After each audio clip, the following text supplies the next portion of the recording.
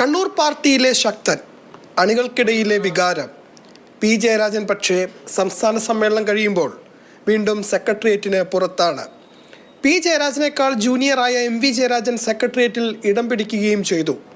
P Jayarajan 72 വയസ്സ് തികഞ്ഞതിനാൽ ഇനിയൊരു അവസരമില്ലെന്നും ഉറപ്പ്.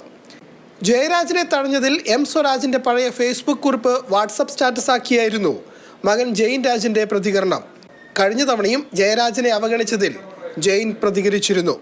സമൂഹ മാധ്യമങ്ങളിൽ പി ജയരാജനെ വാഴ്ത്തിയുള്ള പോസ്റ്റുകളും പ്രത്യക്ഷപ്പെട്ടു തുടങ്ങി. പി ജയരാജനെ സംസ്ഥാന സെക്രട്ടേറിയറ്റിലേക്ക് പരിഗണിക്കാതിരിക്കാൻ കണ്ണൂർ ജില്ലാ കമ്മിറ്റി സംസ്ഥാന നേതൃത്വത്തിന് നൽകിയ കത്തും കാരണമായെന്നാണ് സൂചന.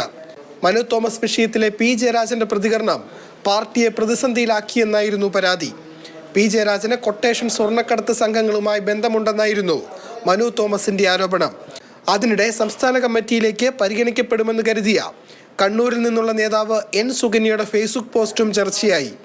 ഓരോ അനീതിയിലും നീ കോപത്താൽ വിറയ്ക്കുന്നുണ്ടെങ്കിൽ നീ എൻ്റെ ഒരു സഖാവാണെന്ന ചെഗുവേരയുടെ വാക്കുകളാണ് കുറിച്ചത്. എന്നാൽ തനിക്ക് അതൃപ്തിയില്ലെന്ന് സുകന്യ വിശദീകരിച്ചു. മാതൃഭൂമി ന്യൂസ്, കണ്ണൂർ.